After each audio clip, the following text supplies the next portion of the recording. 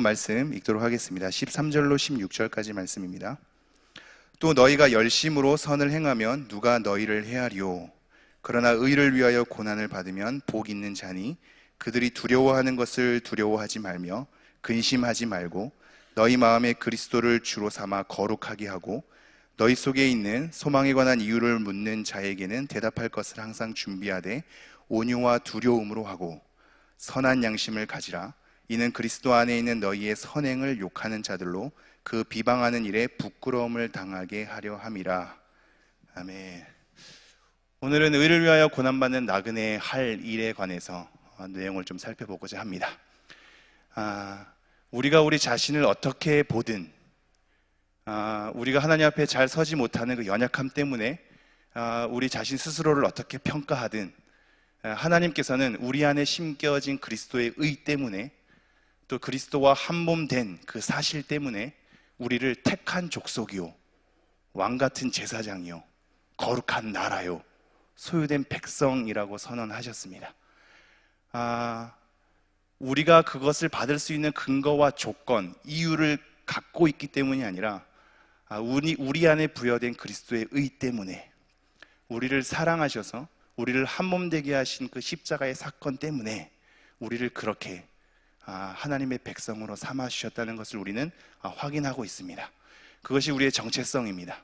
이 땅 가운데 가치로 우리의 삶이 어떻게 평가되든 간에 이 땅의 가치로 우리가 어떻게 자리매김되든 간에 우리는 하나님의 백성으로 그렇게 정체성을 부여받고 살아가는 자임을 여러분이 늘 염두에 두십시오.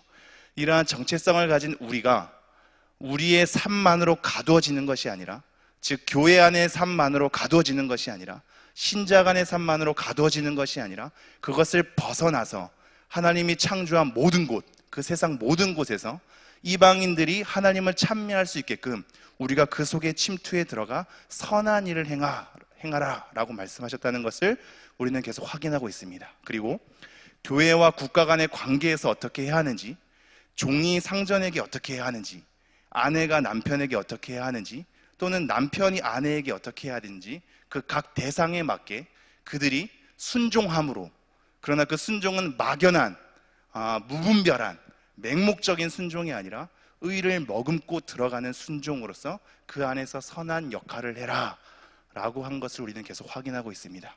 이러한 흐름 속에 마지막으로 언급하오니 너희는 마음을 같이하여, 그죠? 마음이란 단어는 우리가 저번 주에 살펴본 내용이죠.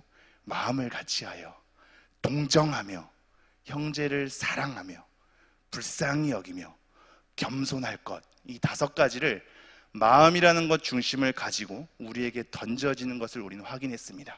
그리고 이러한 마음이 모아지는 것을 통하여서 우리가 악을 당하되 악으로 갚지 않고, 욕을 당하되 욕으로 갚지 않고 오히려 복을 비는 사람이 되어야 함을 우리에게 명시해 두었습니다. 이것 때문에 우리가 부르심을 받았다라고 확인하고 있죠. 이러한 복을 비는 나그네의 삶을, 선한 삶을 살도록 부르심을 받았다라는 것을 우리는 저번 주에 확인했습니다. 그리고 이렇게 부르심을 받은 삶은 복을 이어받는 삶으로 우리에게 하나님께서 선한 결과를 가져다 주신답니다. 이러한 복은 결국은 생명을 사랑하는 것, 영생을 소유하는 그런 삶으로 인도하는 것이며, 그 길에는 마음에서부터 나와서 입으로 고백되는 이 입에 대한 우리의 악한 것으로부터 우리의 마음과 입을 지키는 삶을 살아야 할 것임을 우리에게 얘기를 하고 있고, 왜 그러한 삶을 살아야 하는지를 하나님은 의인을 향하여, 하나님의 눈은 의인 향하여서 그 의인 위에 있고 하나님의 귀는 의인의 강구하는 것을 향하여 있다, 하나님의 얼굴은 악인의 위에 있다라는 것으로 시편의 말씀을 인용하여서 우리에게 요구한 것을 바라보게 됩니다. 오늘 말씀은 그것과 이어져 있습니다. 제가 다시 한번 13절 읽겠습니다. 또 너희가 열심으로 선을 행하면 누가 너희를 해하리요? 여러분 어떠십니까? 제가 다시 한번 읽죠. 또 너희가 열심으로 선을 행하면 누가 너희를 해하리요? 이 말은 선을 행하면 해야 한다는 걸까요? 해야지 않는다는 걸까요? 해야지 않는다는 거겠죠, 그죠? 누가 너희를 해하리요? 라는 것은 그렇게 해야 할 자가 없다는 겁니다. 여러분 잘 생각해 보십시오. 선을 행하면, 그것도 되게 열심으로 행하면 정말로 해를 받지 않습니까? 해를 받잖아요. 그런데 왜 누가 너희를 헤아리오 해를 받지 않는 것처럼 얘기를 할까요? 선을 행하면 해를 안 받는 거 아닙니까? 그렇지 않나요? 그래서 그 다음 줄에 이렇게 나와 있습니다. 우리를 헷갈리게 하죠. 14절. 그러나 의를 위하여 고난을 받으면 복 있는 자니. 자, 의를 위하여선 고난이 있다고요, 없다고요? 있어요. 그래서 우리는 이렇게 생각할 수 있습니다. 선을 행하면 해를 받진 않는데 의를 행하면 고난을 받는다. 이렇게 정리를 할 수 있겠네요. 그죠? 그러면 또 다른 이제 말씀에 의해서 우리에게 걸림이 됩니다. 2장 20절 볼까요? 2장 20절 자막이 아마 준비되었을 텐데요. 함께 읽겠습니다. 시작. 죄가 있어 매를 맞고 참으면 무슨 칭찬이 있으리요. 그러나 선을 행함으로 고난을 받고 참으면 이는 하나님 앞에 아름다우니라. 저는 선을 행함으로 뭘 받는다고요? 고난을 받는데요. 자, 3장 17절 말씀 다 같이 한번 읽어볼까요? 자막 준비되어 있습니다. 3장 17절 함께 읽겠습니다. 시작. 선을 행함으로 고난받는 것이 하나님의 뜻일진데 악을 행함으로 고난받는 것보다 나으니라. 선을 행함으로 뭘 받는다고요? 고난을 받는답니다. 2장 20절과 3장 17절에 선을 행함으로 고난을 받는다라고 얘기하고 있음에도 불구하고 너네가 선을 열심으로 행하면 누가 너희를 해야겠느냐? 라고 우리에게 오히려 반문을 하고 있거든요. 해를 당하지 않는 것으로 이렇게 얘기를 하는 겁니다. 이것 때문에 어떤 이는 이렇게 해석을 합니다. 여기서 해를 당한다는 건 우리의 영혼과 우리의 정신, 그것을 해하지 못한다는 것이다. 비록 우리의 육체는 해할 수 있을지언정 우리의 정신과 우리의 영혼은 감히 해할 수가 없다. 여러분 어떠십니까? 이게 그럴싸하게 들려지십니까? 괜찮은 것 같나요? 네. 말은 그럴싸하지만 실질적으로 그렇지 않지 않습니까? 이미 육체적으로도 고난을 당하는 이 시점인 거거든요. 이것은 이렇게 받아들이는 것이 좋습니다. 너네가 열심으로 선을 행하면 해를 당하지 않는다라는 것은 맞아요. 이 구절 자체는 맞는데 이것이 일반적인 원칙에 의하여서 그렇다는 겁니다. 즉 이렇게 생각하십시오. 누가 여러분에게 10,000원을 달라고 강요할 때 선한 마음으로 2만 원을 준다면 누가 그 사람을 해야겠습니까? 그죠? 청소를 하는데 자기 앞마당만 청소를 하는 게 아니라 옆집까지 다 청소를 해준다면 누가 그 사람을 욕하겠습니까? 그죠? 어떤 사람을 도와주려고 하는데 그냥 신고 정도만이 아니라 그 사람에게 따뜻한 것도 주고 옷도 입히고 신고도 해주고 머무는 장소까지 다 해주는 정말 선한 사마리안처럼 그렇게 행한다면 누가 그 사람을 해야겠습니까? 이 선행 자체로서 그것을 발휘하게 될 때에는 그것 자체로 사람들이 이익을 보기 때문에 그 사람을 해야지 않을 것입니다. 근데 왜 선을 행하면 고난을 받는다고 얘기가 나와 있을까요?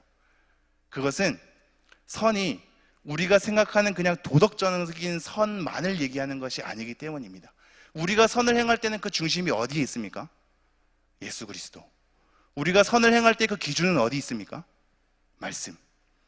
선을 행하는 자가 그 의도와 목적과 그 내용이, 그 동기가 하나님에 의해서 부여되고 하나님을 위해서 그 일을 하고 하나님 말씀에 근거하여서 그 일을 하게 될 때에는 하나님 믿지 않는 사람들이 보기에 꼴 보기 싫겠죠.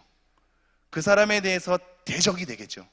너가 행한 그 일은 착한 일일 수 있으나 너가 했기 때문에 그 일 자체도 미워지는 겁니다. 그렇다면 그 사람이 선을 행해서 그 선 자체가 그 사람에게 유익을 끼친다 할지라도 그 사람 자체가 하나님으로 인해서 말씀에 근거하여 그 일을 하는 것 삶 자체가 이미 대적자 입장에서는 꼴 보기 싫기 때문에 그 사람에게 핍박을 가하는 거겠죠. 그래서 우리가 중요한 하나가 던져지는데요, 우리가 신자가 행하는 선은 하나님의 의와 분리되지 않는다는 겁니다. 여러분 기억해 두십시오. 우리가 행하는 선은 일반적인 도덕과 일반적인 법에 근거하여서 행하는 선이 아니라 하나님 말씀에 의하여서 하나님을 위해 하는 선입니다. 이 선은 하나님의 의와는 떨어질 수 없는 겁니다. 분리될 수 없는 겁니다. 하나님의 의를 머금고 가는 겁니다. 그래서 우리가 계속적으로 말씀을 살펴봤을 때 선행이라고 할 때 이 선행은 맹목적인 순종이 아니다, 무분별한 순종이 아니다, 의를 머금고 가는 거다라고 말씀드렸죠. 네. 선과 의가 연결되어 있는 겁니다. 그래서 의를 머금는 선행은 당연히 하나님의 의로 하여금 우리에게 핍박을 받게 하는 것이죠. 선을 행하면 고난을 받는다는 얘기는 이런 맥락 속에 있는 겁니다. 그래서 오늘 말씀에서 이렇게 구별해 두는 겁니다. 굉장한 우리에게 시사점을 제공해 주는데요. 다시 한번 13절 읽죠. 또 너희가 열심으로 선을 행하면 누가 너희를 헤아리요? 그러나 의를 위하여 고난을 받으면 복이 있는 자니. 이게 이렇게 해서 연결되는 겁니다. 선 얘기하다가 갑자기 의가 튀어나오는 이유, 선과 의는 신자의 삶에서 절대 분리될 수 없기 때문에 선을 행하면 고난을 안 받는 것처럼 얘기했는데 다른 구절에서 선을 행하면 고난을 받는다는 이유, 그 선은, 신자들의 선은 의와 구별되지 않기 때문에, 그래서 일반적으로 선을 행할 때 누가 그것 때문에 너희들을 해야겠느냐, 상하게 하겠느냐, 일반적으로는 그렇지 않지. 근데 그것이, 그 선이 의를 머금고 있을 때는 상황이 달라져 라고 얘기하는 겁니다. 자, 제가 다시 한번 14절 읽지요. 그러나 의를 위하여 고난을 받으면 복 있는 자니 그들이 두려워하는 것을 두려워하지 말며 근심하지 말고. 자, 의를 위하여서 사는 사람이 무엇을 받는다고요? 고난을 받는답니다. 이 사람이 하나님께서 보시기에 어떻다고요? 복 있는 자랍니다. 의를 위하여서 고난을 받는 사람이 복 있는 자랍니다. 여러분 명심하십시오. 의를 위해서 고난을 받는 사람이 복 있는 자랍니다. 우리는 고난을 받을 때 우리의 악 때문에 고난을 받는다면 그것은 당연한 거겠죠. 하나님을 위해서 고난을 받을 때 하나님 왜 저에게 이런 고난을 주십니까? 라는 것은 통용이 안 될 수도 있겠습니다. 때로는 우리가 그렇게 얘기할 수 있겠죠. 하나님 때문에 받게 된 고난 때문에 하나님 너무 힘듭니다. 하나님 말씀대로 했는데 왜 이런 고난을 주십니까? 너무 속상하네요. 하나님께서 지켜주시면 안 됩니까? 이 고난 가운데에서 나를 건져주시면 안 되나요? 하나님 뜻대로 했는데 왜 나에게 이런 시련을 주십니까? 라면서 하나님께 호소하면서 하나님 너무 힘드니까 건져내어 주세요 라는 식으로 호소는 할 수 있을지언정 이 고난이 오는 것 자체에 불만을 품을 수 없는 것은 의를 행하는 자가 고난받게 되어 있기 때문입니다. 여러분이 고난받는다면 어디서부터 고난받고 계십니까? 여러분의 어리석음과 불의에 대해서 받는 고난을 가지고 하나님께 투정하진 않으시는지요? 아니면 하나님 때문에 받게 된 고난인데 하나님께 향하여서 삿대질하고 있진 않으신지요? 우리가 하나님을 위하여 받게 된 고난이면 그것은 복 있는 자라고 얘기하고 있습니다. 우리가 그토록 원하는 새해 첫날부터 말씀을 뽑아서 우리에게 뭔가 주어지는 그 복, 간절한 복에 대한 갈망이 의를 위해서 고난받는 자에게 주어진답니다. 그 사람이 복 있는 자라고 얘기를 하고 있습니다. 자, 그러면서 이렇게 얘기하죠. 그들이 두려워하는 것을 두려워하지 말며 근심하지 말고. 의를 위해서 고난을 받는 이 복 있는 자들에게 우리는 오늘 4가지 정도의 요구를 하는 것을 바라보게 됩니다. 그 첫 번째가 그들이 두려워하는 것을 두려워하지 말며 근심하지 말고, 이게 첫 번째고요. 두 번째가 너희 마음에 그리스도를 주로 삼아 거룩하게 하고, 이게 두 번째입니다. 세 번째가 너희 속에 있는 소망에 관한 이유를 묻는 자에게는 대답할 것을 항상 준비해라, 이게 세 번째고, 네 번째가 선한 양심을 가지라입니다. 고난을 받는, 의를 위해서 고난을 받는 그 복 있는 신자, 이 나그네에게 4가지에 대해서 권고사항을 얘기하고 있는 겁니다. 첫 번째부터 볼까요? 첫 번째, 그들이 두려워하는 것을 두려워하지 말며 근심하지 말고. 그들이 두려워하는 게 무엇일까요? 여기서 말하는 그들은 의 때문에 우리를 핍박하는 자들이겠죠. 한마디로 비신자입니다. 신자를 적대시하는 사람들입니다. 우리에게 이렇게 얘기하고 있습니다. 두 번째를 볼까요? 너희 마음에 그리스도를 주로 삼아 거룩하게 하고. 원래는 두려워하는 것을 두려워하지 말고 근심하지 말라라 라는 것을 여러분에게 이해시키기 위해서 여러 성경 구절을 준비했거든요. 그러나 두 번째로 넘어가죠. 생략하고. 두 번째는 너희 마음에 그리스도를 주로 삼아 거룩하게 한답니다. 이번에 잘 한번 헤아려 보십시오. 너희 마음에 그리스도를 주로 삼아 거룩하게 하고. 이게 주로 삼아, 그리스도를 주로 삼아라고 되어 있는데 원래는 그리스도를 주를 이래서 이렇게 동격으로 되어 있거든요. 한마디로 이것은 뭘 얘기하냐면 지금 번역된 것으로는 그리스도를 주로 삼는 것도 요구되는 것처럼 우리에게 보여지는데, 그리스도와 주를 동격으로 아예 목적으로 나열한다는 것은 이미 우리 가운데 그리스도가 주인 겁니다. 그리스도가 주 되는 그 작업은 이미 끝낸 겁니다. 하지만 우리가 그리스도를 주로 삼지 않고 있다면 그리스도를 주로 삼는 것이 여러분에게 요구되겠지요. 이것을 우선 넘어서고 있습니다. 우리의 신자는, 의를 위해서 고난받는 복 있는 신자는 이미 그리스도를 주로 삼는 자 아닙니까? 그러니까 그리스도를, 주를 같이 놓고 있는 겁니다. 그러나 우리에게 이해하기 쉽기 위하여서 그리스도를 주로 삼아라고 하고 있죠. 자, 우리 마음 안에 주, 그리스도를 우리가 주로 이미 삼고 있는데 이것을 거룩하게 하랍니다. 한마디로 우리 마음 안에 있는 누구를 거룩하게 하라는 거죠? 그리스도를 거룩하게 하랍니다. 여러분, 이게 말이 되는 요구일까요? 우리 안에 있는 주 대신 그리스도를 거룩하게 하랍니다. 우리가 주님을 거룩하게 할 수 있을까요? 거룩하게 한다는 용어를 다 찾아보십시오. 하나님께서 우리를 거룩하게 합니다. 그죠? 예수 그리스도가 그 속죄의 핏뿌림을 통하여 우리를 거룩하게 하지요. 예수가 우리 안에, 성령 안에서 우리가 거룩하게 되는 겁니다. 거룩하게 되는 것은 우리이지요. 그것을 완성하신 것도 예수님입니다. 그런데 지금 뭐라고 얘기하고 있죠? 우리 안에 있는 이미 주가 되신 그리스도를 거룩하게 하랍니다. 우리가 어떻게 주를 거룩하게 할 수 있을까요? 이 말씀 잠깐 살펴볼까요? 이사야 8장 12절입니다. 이사야 8장 12절 13절을 같이 보죠. 12절부터 읽겠습니다. 시작. 이 백성이 반역자가 있다고 말하여도 너희는 그 모든 말을 따라 반역자가 있다고 하지 말며, 그들이 두려워하는 것을 너희는 두려워하지 말며 놀라지 말고. 13절 보십시오. 시작.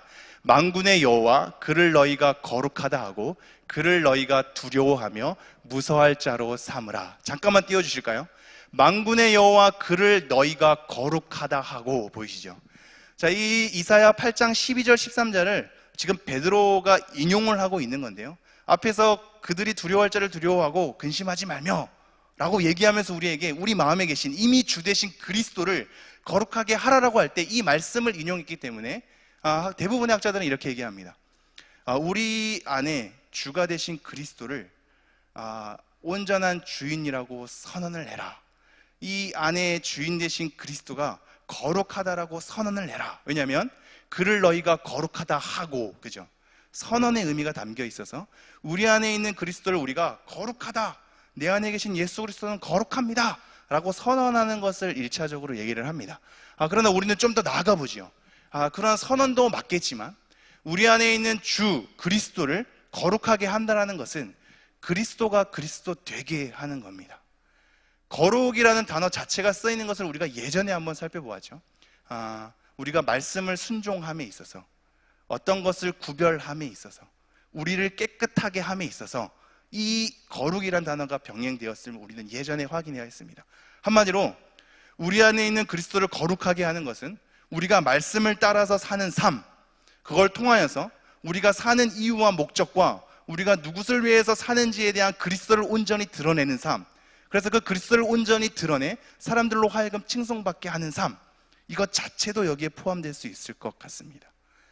그리스도를 거룩하다고 선언하며 그 삶 자체가 거룩이라는 삶으로 예수 그리스도를 위하여서 사는 삶이 되면 우리 안에 있는 그리스도가 그리스도게 되게 하는 삶, 이걸 통하여서 그리스도를 거룩하게 하라 라고 말씀하고 있는 것이죠.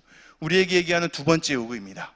우리 안에, 우리 마음 안에 계신 이 주 되신 그리스도를 거룩하게 하라. 자, 세 번째는 이거입니다. 너희 속에 있는 소망에 관한 이유를 묻는 자에게는 대답할 것을 항상 준비하되 온유와 두려운 마음으로 하고. 자, 중요한 얘기가 우리에게 세 번째로 던져지고 있는데요, 너희 속에 있는 무엇에 관한 이유를요? 소망에 관한 이유를 묻는 자에게는 대답할 것을 항상 준비하되입니다. 여러분이 믿는 바, 여러분이 따르는 바, 이 땅의 세속적인 가치로 평가되지 않아서 이 땅의 여러 가지 공격과 여러 가지 잣대와 여러 가지 평가에도 불구하고 그 속에서 기죽지 않고 그 속에서 비참한 삶으로 나락되지 않고 우리가 그 삶에 버티면서 어떠한 때를 기다리고 부어주실 상급을 기다리면서 우리 안에 품는 이 소망, 이 소망에 관한 이유를 묻는 자에게 대답할 것을 준비하랍니다. 여러분은 이것에 대한 대답을 준비하셨습니까? 여러분이 일방적으로 설교를 듣고 아멘 하는 삶으로는 이 대답이 잘 안 갖추어질지도 모르겠습니다. 여러분이 직접 성경을 읽고 씨름하며 그것에 대해서 공부를 하고 하나님께 매어 달리는 삶을 통해서 여러분이 믿는 바에 대해서 정리하셔야 합니다. 신앙의 본질은 원래 가정교육에서 출발하거든요. 교회에서 공적으로 한 번 정도 드리는 예배로 우리 청소년과 청년들, 우리 주일학교 아이들이 변하겠습니까? 변하면 너무나 감사하지요. 6일 동안 아무렇게 살다가 하루 동안 나와서 1시간의 예배로 그 아이들이 변할 수 있겠습니까? 변하면 너무 감사하지요. 일반적으로는 어렵습니다. 그럼 그 아이들의 신앙을 지탱하고 유지하는 건 어디서부터 그것이 길러질까요? 가정입니다. 가정에서 여러분이 준비된 말로 대답하셔야 하는 겁니다. 여러분이 믿는 바에 따라 일관성 있게 가정의 삶에서 걸어내셔야 하는 겁니다. 아이들이 보기에는, 자녀들이 보기에는 엄마 아빠가 교회에서 울면서 기도하고 감사하고 찬양하고 예배는 드리지만 가정에서 모순된 삶을 통해 양육이 되는 거거든요. 여러분이 대답할 말을 항상 간직하고 있다면, 그리고 그 신앙에 대해서 여러분의 일상이 여러분의 믿는 바에 따라 일관되게 이어진다면 그것 자체가 아이들에게 양육이 될 것입니다. 여러분의 믿는 바를 어떤 사람들이 물었을 때 여러분이 대답할 바를 항상 준비하십시오. 어떤 사람이 여러분에게 왜 그렇게 사느냐, 내가 봐도 이것은 힘든 삶인데 왜 그렇게 버티고 있느냐, 왜 그러한 고난을 자처하느냐, 왜 그러한 어려운 길을 걷느냐, 하나님께서 도와주시지 않는 것만 같은데 왜 그렇게 교회 나가냐, 기도해도 들어주시지 않는 것만 같은데 왜 그렇게 기도하냐, 헌금은 해서 뭐하냐, 봉사는 해서 뭐하냐, 모든 사람들이 비난하면서 공격적으로 어떤 계산에 따라 우리에게 요구할 때 여러분은 대답할 말을 준비하셔야 합니다. 이걸 가지고 안 믿으면 너네는 몰라, 믿어야지 돼, 아멘 해야지 돼 라도 단순하게 취급하지 마십시오. 여러분이 대답할 바를 명확하게 자세하게 그들에게 여러분이 품는 소망에 관한 이유를 그들에게 들려주십시오. 그때가 여러분이 전도할 때입니다. 그때가 복음에 대한 비밀을 여러분이 설명할 때입니다. 여러분의 삶에 대한 근간을 놓고 여러분의 삶을 꺼내면서 그리스도의 비밀이 나를 어떻게 복속시켰는지에 대해서 설명할 때입니다. 항상 준비하십시오. 내가 언제 생명이 사라질지 모르는데 누군가에게 마지막 나에게 왜 하나님 믿냐고 묻는다면 나는 이렇게 대답하리라. 나에게 왜 그렇게 살아갔냐고 그 이유를 묻는다면 나는 이렇게 대답하리라. 지금의 현실 가운데 버틸 수 있는 근간과 이유, 그 소망에 대한 목적이 무엇이냐고 물으면 나는 이렇게 대답하리라 라는 것을 여러분 항상 준비하십시오. 그리고 그러한 준비는 온유와 두려움으로 하랍니다. 말씀 볼까요? 다시 한번 제가 15절 말씀 읽겠습니다. 너희 마음에 그리스도를 주로 삼아 거룩하게 하고 너희 속에 있는 소망에 관한 이유를 묻는 자에게는 대답할 것을 항상 준비하되 무엇과 무엇으로 하라고요? 온유와 두려움으로 하랍니다. 갈라디아서 6장 1절 말씀 볼까요? 온유와 두려움은 약간 상반되는 말씀 같은데 갈라디아서 6장 1절 보면 이렇게 나와 있습니다. 제가 한번 읽어보죠. 형제들아, 사람이 만일 무슨 범죄한 일이 드러나거든 너희는 온유한 심령으로 그러한 자를 바로잡고 너 자신을 살펴보아 너도 시험을 받을까 두려워하라. 여러분 자세히 보십시오. 사람이 만일 범죄한 일이 드러나거든 온유한 심령으로 그러한 사람을 바로잡으랍니다. 그리고 그 온유한 심령으로 바로잡은 다음에 나도 그것에 시험을 받을까 두려워하랍니다. 온유함과 두려움이 이렇게 껴 있습니다. 온유한 심령이라는 것에 한번 잘 생각해 보십시오. 온유한 심령은 하나님 안에서 이런저런 일을 다 당하면서 하나님에 대한 신비로움과 크심과 위대하심을 인정할 수밖에 없어서 말랑말랑하게 된 상태인 거거든요. 이러한 상태에서 형제를 대할 때에는 부드러움과 따뜻함으로 대할 수밖에 없겠죠. 그런데 죄를 용납하는 삶으로 가지 않고 뭐라고 얘기하냐면 온유한 심령으로 그 사람에 대해서 바로잡으라고 얘기하고 있습니다. 온유한 심령이라는 것은 봐주는 것이 아니라 바로잡는 겁니다. 온유한 심령이라는 것은 죄를 허용하는 것이 아니라 죄를 바로잡는 겁니다. 그 심령이 그 범죄함을 바로잡는 것이 따뜻함과 부드러움 속에 담겨 있답니다. 그러면서 뭐라고 얘기하냐면 너도 이러한 시험을 당할까 두려워하랍니다. 온유함과 두려움이 이렇게 함께 껴있는 경우에는 지금 갈라디아서 6장 1절과 우리가 보는 베드로전서 이 말씀밖에 없는 것 같습니다. 온유함과 두려움, 뭔가 상반된 것 같은 이 내용을 우리에게 다 던져주고 있습니다. 대답할 것을 준비하되, 그 사람에게 대답할 것을, 또는 그 사람에게 이를 묻는 자에게 준비하는 것을, 이 대답할 것과 준비하는 것 둘 다가 이 온유함과 두려움으로 하라고 우리에게 요구를 하고 있습니다.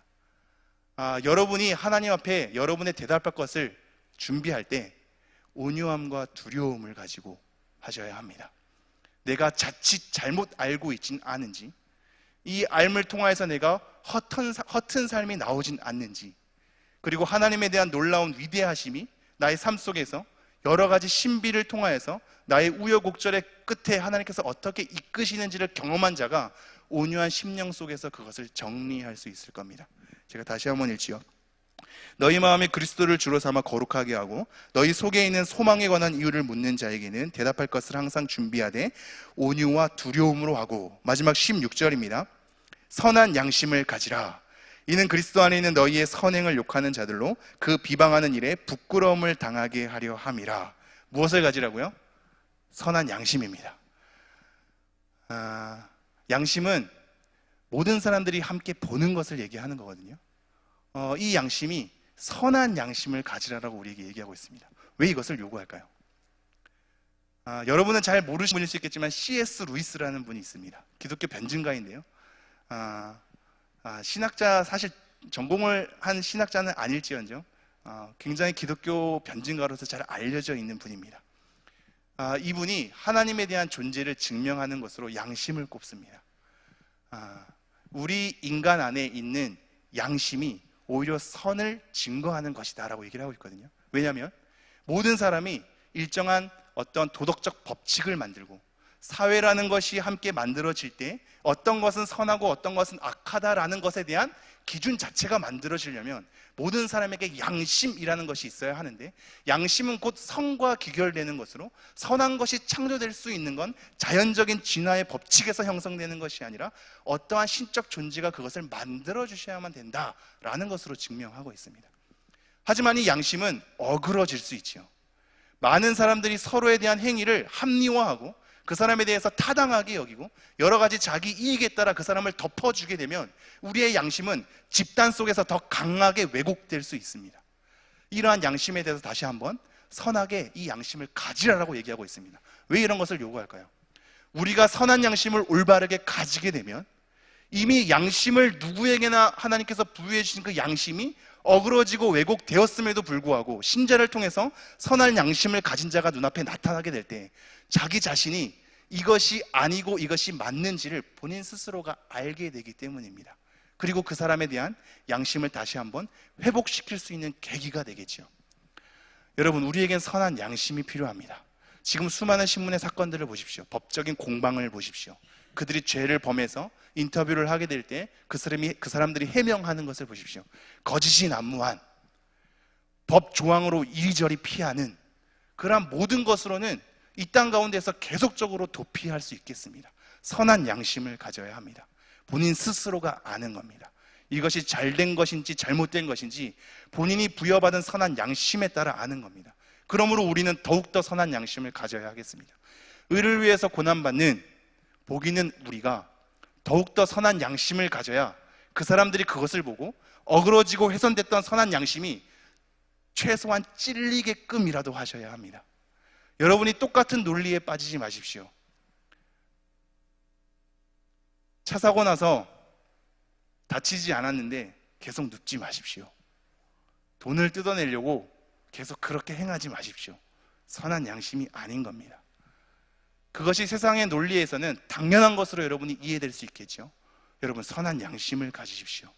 선한 양심을 가져서 이 땅 가운데 마땅히 행하는 그들을 부끄럽게 하십시오. 그들이 선한 양심을 회복할 수 있게 하십시오. 여러분이 선한 양심을 가지는 것이 신자가, 복 있는 자가 해야 될 네 번째 역할이라고 얘기하고 있습니다. 그러면서 그 이유를 얘기하죠. 16절, 선한 양심을 가지라. 이는 그리스도 안에 있는 너희의 선행을 욕하는 자들로 그 비방하는 일에 부끄러움을 당하게 하려 함이라. 너희의 선행을 욕하는 자들로 그 비방하는 일에 부끄러움을 당하게 하리라. 우리가 선한 양심을 통해서 나오게 되는 그 선행을 우리가 의를 머금고 하게 되는 선행이기 때문에 그 사람들이 우리를 비방하겠죠. 그러나 여러분 명심하십시오.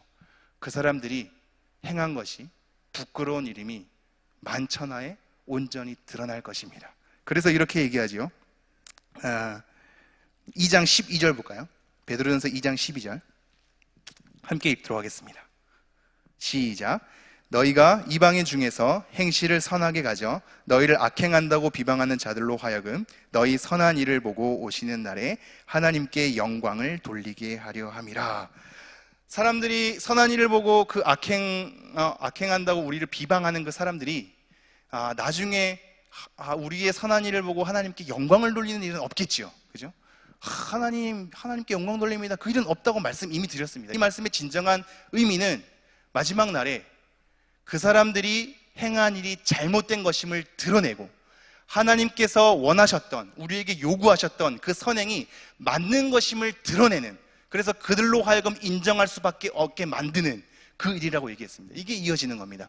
그 사람들로 부끄럽게 하게 하겠다는 것은 단순히 어떠한 그 사람들에게 난 부끄러워, 쑥스러워 이 정도가 아니라 그 사람들이 행한 일이, 평가했던 일이, 그 사람들의 잣대가, 그 사람들의 근거가, 그 사람들이 뭐라고 비방했던 그 일이 모두가 다 하나님 앞에서 잘못된 것이었음을, 하나님의 선한 양심을 가져서 나오는 선한 행위가 옳은 것이었음을, 하나님께서 보시기에 마땅한 것이었음을, 이 땅 가운데 행할 때 그렇게 행해야 하는 것이었음을 그 사람들로 하여금 인정할 수밖에 없게 만드는 하나님의 일하심으로 이끄시겠답니다.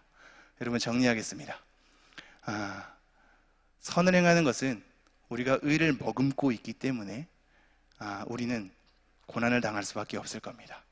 여러분이 고난을 당하지 않는 것은 의를 머금는 선을 행하지 않았기 때문일 수 있습니다.